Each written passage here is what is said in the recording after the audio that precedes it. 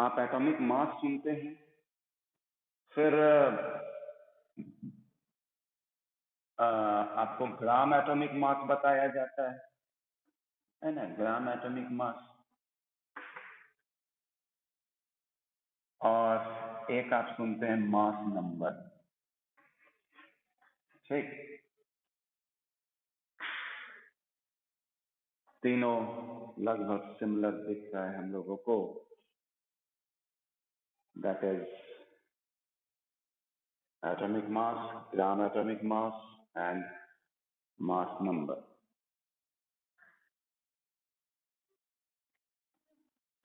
तो ये अब है कि क्या है ये तीन। एक्चुअली में ये जो एटॉमिक मास आप सुनते हैं, that is really relative atomic mass. Relative atomic mass यानी हमने ये जो एटॉमिक मास लिया है वो किसी से कंपेयर किया है। आप इसको इस तरह से समझें कि आप 1 किलो आम खरीद कर आए, ठीक है? तो वो 1 किलो जो वो बटखरा रखा,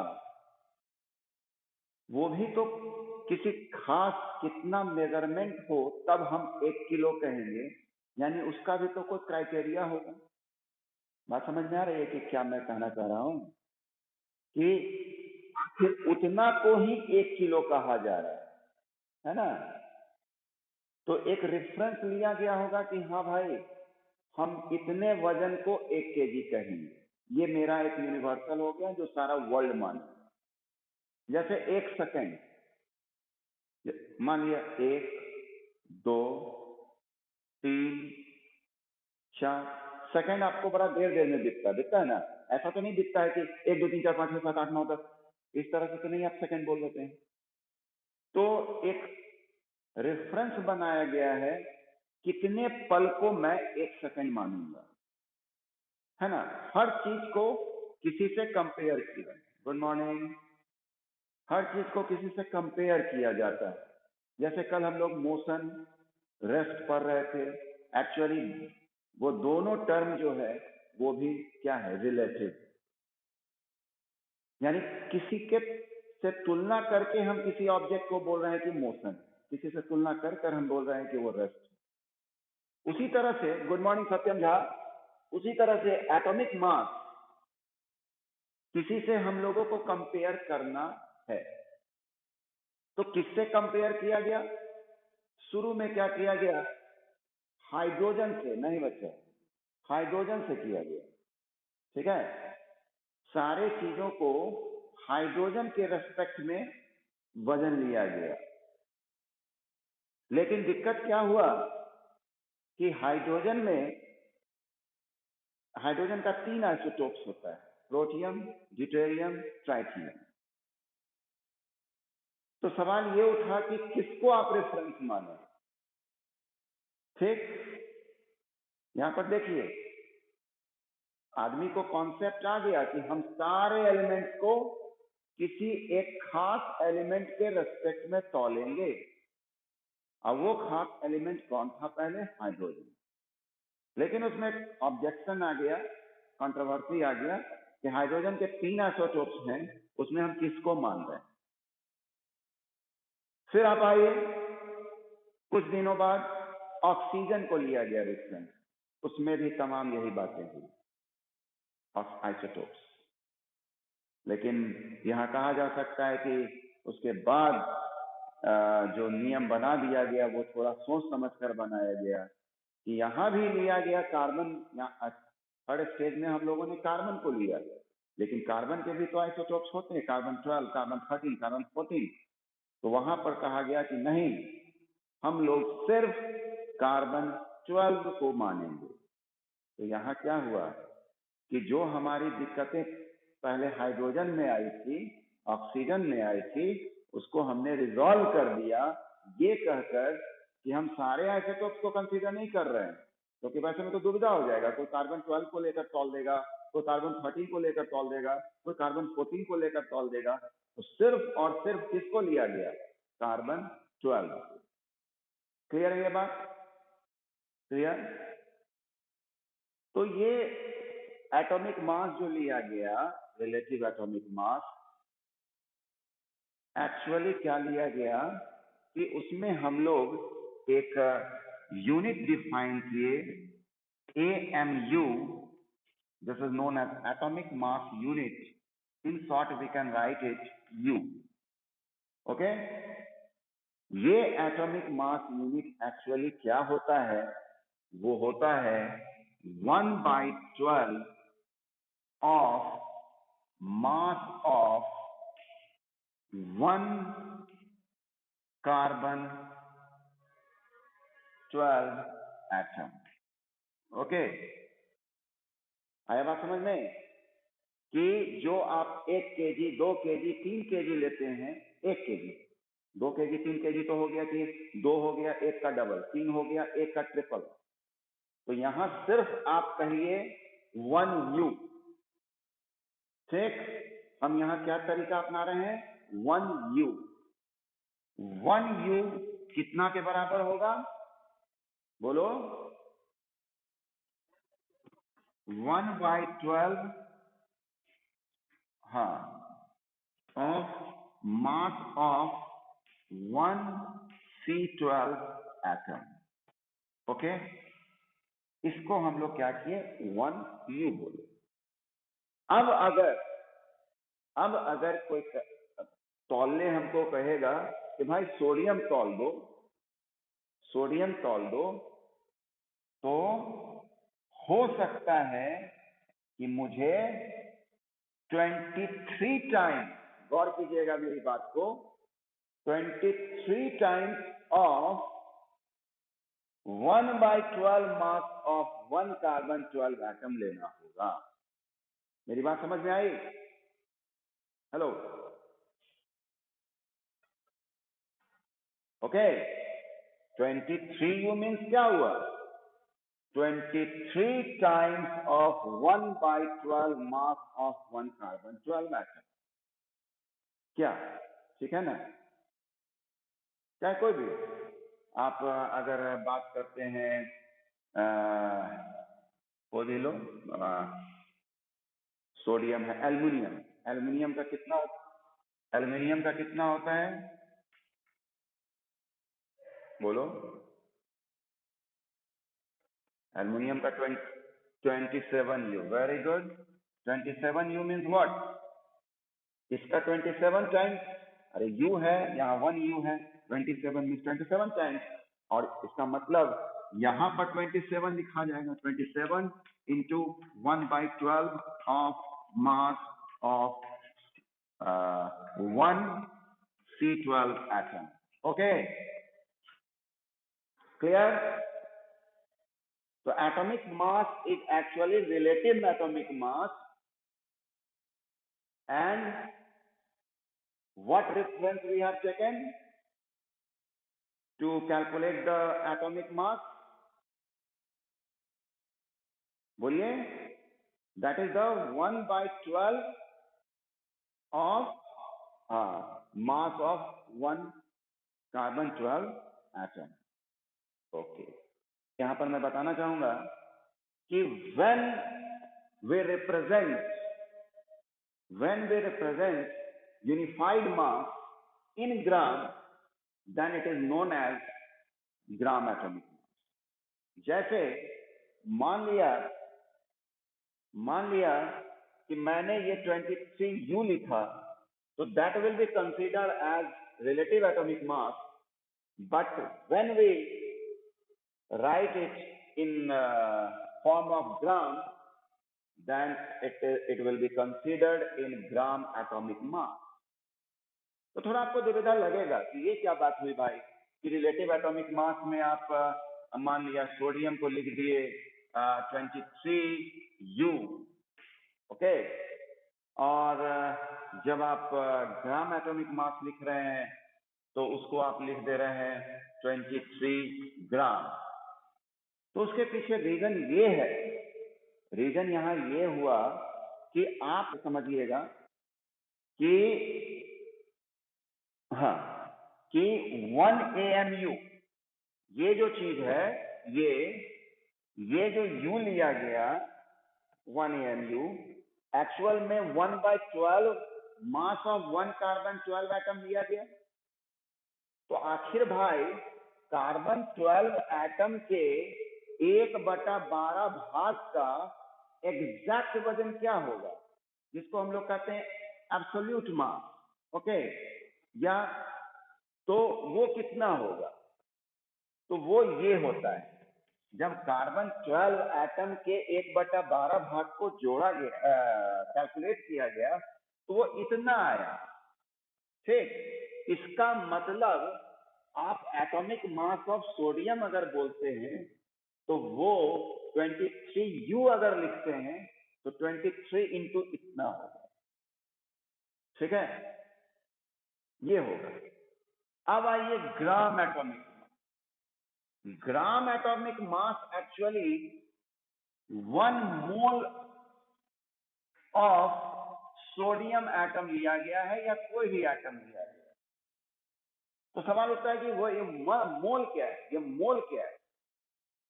तो मोल मीन्स ये group of 6.022 into 10 to the power 23,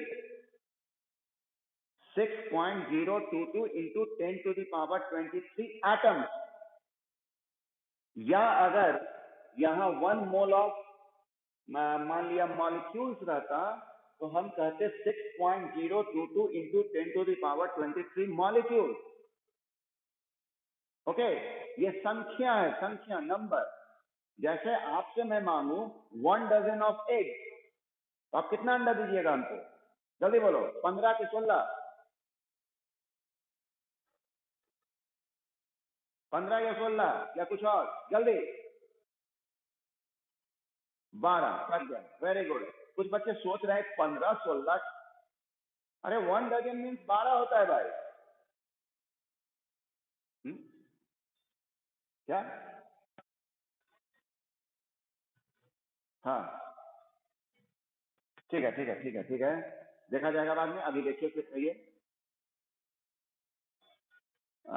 क्या, एक मिनट,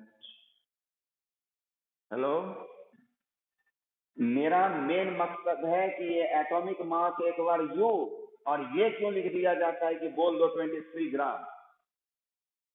तो उसके पीछे क्या कारण है? ग्राम atomic mass of sodium means 1 mole of sodium atom.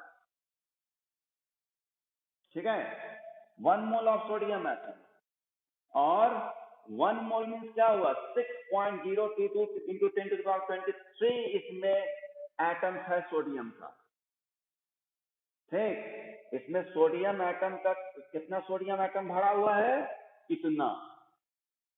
ठीक, और इतना को अगर आप इतना से मल्टीप्लाई करेंगे, ठीक है, तो आपका आंसर इतना आ जाएगा, ग्राम। ओके, तो this gram atomic mass is actually what? 1 mole, and this atomic mass is 1 atom. ये एक एटम के लिए बोला जा रहा है, that is the relative, और ये ग्राम एटॉमिक मास इज रिप्रेजेंटिंग 1 मोल। कोई दिक्कत नहीं? हेलो, हाँ। तो ये चीज समझना है कि what is the difference between relative atomic mass and the gram atomic mass. Okay, सारा चीज आपको बोर्ड में दिख रहा है, जो भी रेंज में है, इधर भी आपको दिख ही रहा है ना, कार्बन 12 एटम। ओके,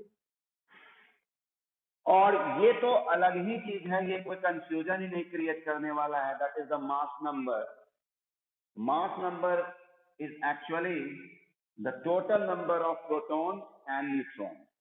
ओके, एक एटम के न्यूक्लियस में जितने प्रोटॉन होंगे और जितने न्यूट्रॉन होंगे, उन उन दोनों के नंबर्स को हम लोग जोड़ देते, ठीक है।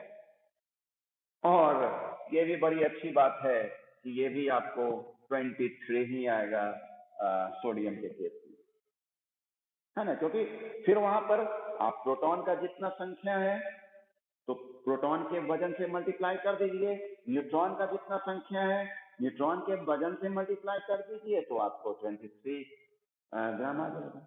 ओके, तो this is the mass number. कोई बच्चा हो सकता है मन में आया होगा सवाल कि हम तो पढ़े हैं सर कि एटम में 3 चीज होता है, इलेक्ट्रॉन, प्रोटॉन एंड न्यूट्रॉन, तो आप सिर्फ 2 ही क्यों जोड़ रहे हैं?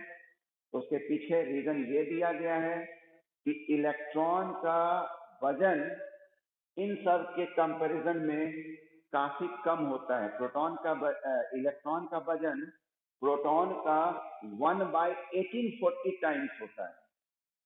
तो बेचारा ई सब तो अपने इतना हल्का है, तो वो कितना हल्का होगा, इसलिए उसको हम लोग कंसिडर नहीं किए।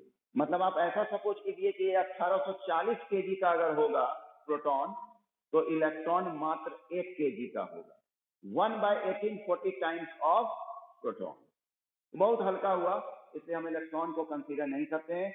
एक्चुअल में एटम का मास उसके न्यूक्लियस में ही सेंट्रलाइज्ड होता है, ये हम लोग मानते हैं। ओके, तो हमारा ये तीनों बात हो गया, atomic mass, gram atomic mass and mass number. Now we will study mole concept. क्या हुआ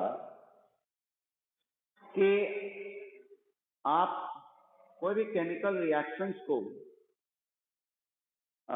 एलिमेंट के सिंबल और उसके फॉर्मूला के आधार पर रिप्रेजेंट करते हैं।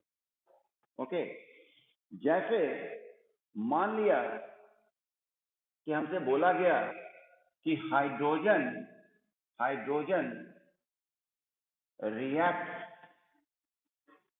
reacts with oxygen to form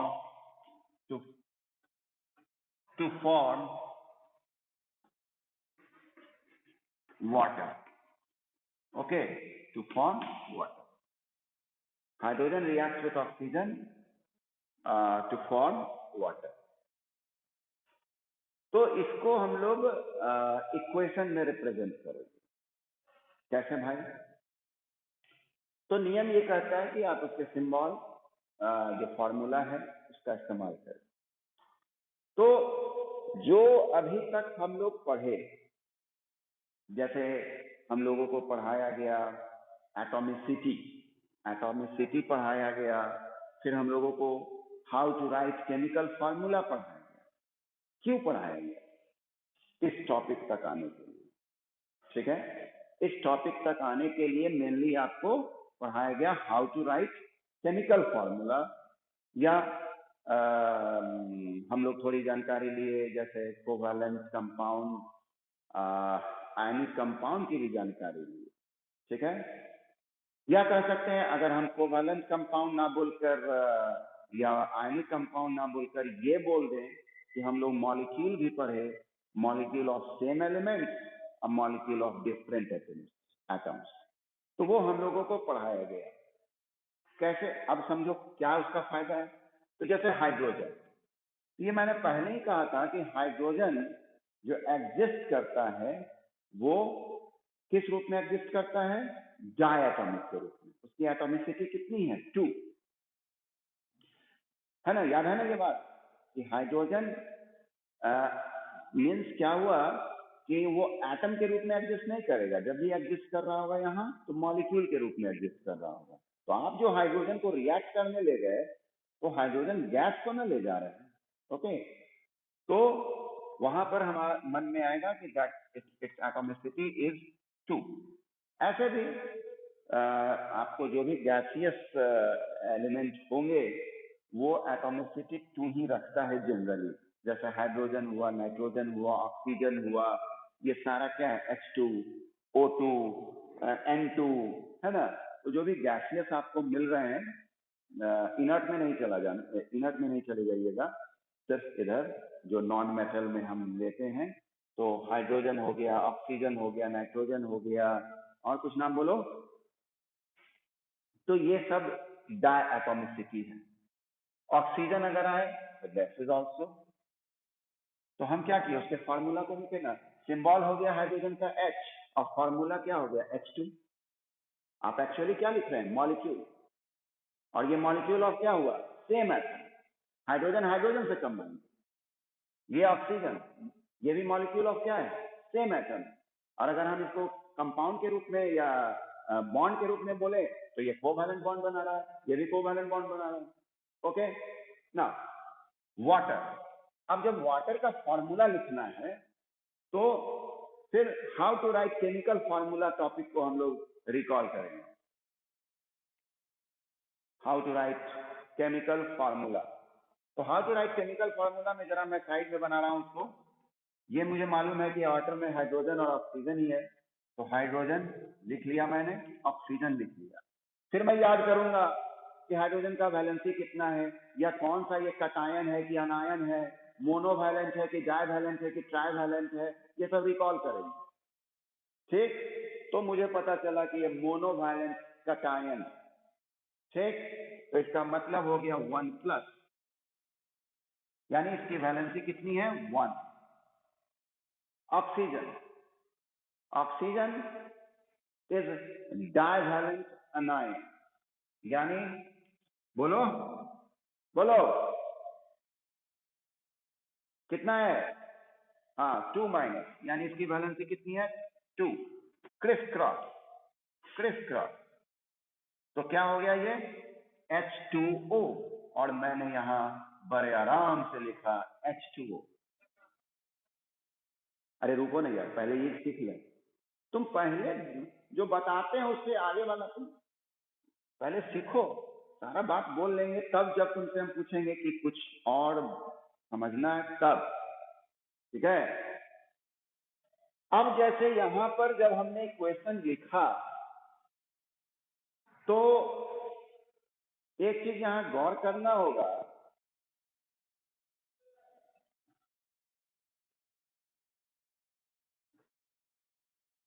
कि अगर मैं यहां देखूं तो एटम्स का ही संख्या काउंट करें, तो इधर हम देखेंगे कि हाइड्रोजन का 2 एटम है ना, 2 एटम।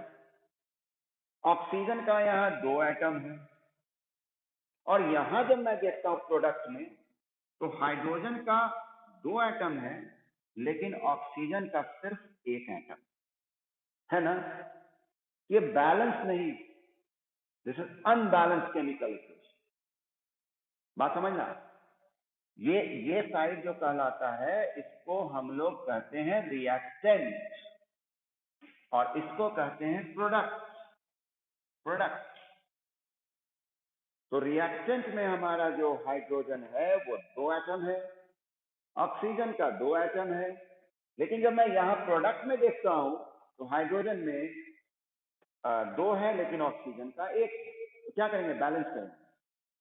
बैलेंस करने का अभी मैं सिंपल तरीका बता देता हूं कि जैसे मैथ्स में लीनियर इक्वेशन 2 वेरिएबल यदि आपने बनाया होगा, ऐसे ये 10th का सिलेबस है मैथ्स का, तो जो क्या होता है कि जैसे मान लिया कि यहाँ पर 3x लिखा हुआ है और यहाँ पर 2x लिखा हुआ है, अब मुझे दोनों को बराबर करना है, तो मैं क्या करता हूँ कि 3 2 का एलसीएम ले लेता हूँ, और 3 2 का एलसीएम जब ले लेते हैं तो वो 6 आता है, तो इसको 2 से मल्टीप्लाई कर देते हैं और इसको 3 से मल्टीप्लाई कर देते हैं, तो दोनों बराबर होते हैं, है ना।